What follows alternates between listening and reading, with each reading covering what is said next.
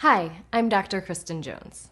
In the last lesson, we discussed the what skills of foundational mindfulness, and today we are going to discuss the how skills, which are essentially how we do what we do in mindfulness. Again, the main goal of these skills is to take hold of your mind instead of letting your mind take hold of you. The first how skill is non-judgmentally. This is a fundamental mindfulness skill and is extremely important. Adopting a non-judgmental stance means not evaluating something as good or bad.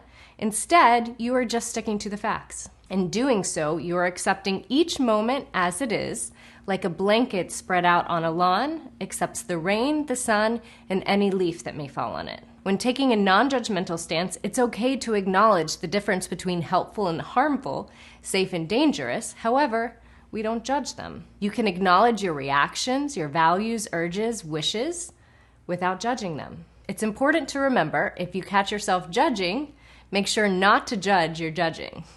Adopting a non-judgmental stance can truly open up your world and helps to take the charge out of things. It helps to reduce unnecessary harmful emotions and also helps us to be kinder to ourselves and others. To practice this skill, notice when you're having a judgmental thought, and either simply acknowledge the thought or acknowledge it and then try to create a non-judgmental statement.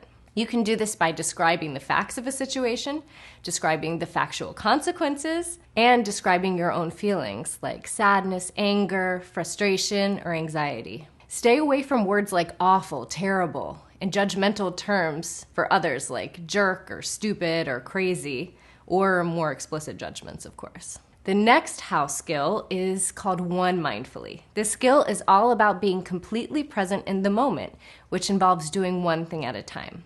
Essentially, this skill is about training your brain to concentrate. It is often very difficult to do because the mind has a tendency to jump from one thing to another. When practicing being one mindful, notice when you're only half present or multitasking, and mindfully try to bring yourself back to what you're doing in this moment. So when you're eating, just eat. When you're talking to a friend, be present in the conversation. When you're walking, walk. When doing this, try to let go of distractions like thoughts, feelings, and actions, and come back to what you're doing over and over and over again. This skill is truly about training your mind, just like you would train a puppy or just like you would train your body through weightlifting. You have to remind yourself to come back to the present moment again and again and again, and eventually your mind will start to learn. You can practice this skill by doing various tasks and trying to stay present in the moment as you do those tasks. So some examples may be making tea or coffee, washing dishes, cleaning, driving, or a mindfulness meditation. When you observe yourself not being present, just gently redirect yourself back to the moment. And finally, the last how skill is called effectively. This means staying mindful of your goals in the situation and doing what's necessary to move towards those goals. Being effective means doing what works, not just what your emotions are telling you to do. When practicing being effective, you are doing what is needed in the situation that you are actually in instead of the situation that you wish you were in. An example of effectively that I often use is this. A couple is house shopping.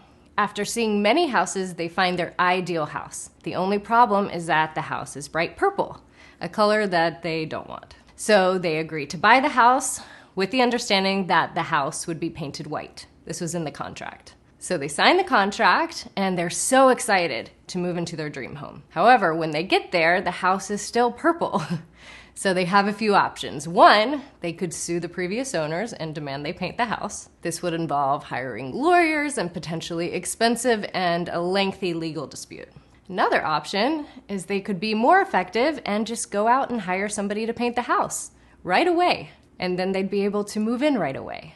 So painting the house themselves is not necessarily fair or right, but it moves them closer to achieving their goal of moving into their dream home. That would be more effective.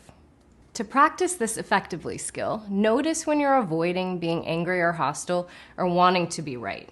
And then ask yourself, is this effective for reaching my goals? If it's not, try to switch to something that's more effective to move you closer to your goals. And try to just do what works to get there. Remember, mindfulness skills take practice and dedication to fully reap the benefits. Try to practice a little bit every day, This is a great way to really work on integrating the skills into your daily life. Please use the mindfulness meditation recordings to experience different approaches to the mindfulness practice. Thank you so much for joining me today as we talk more about mindfulness. Take care.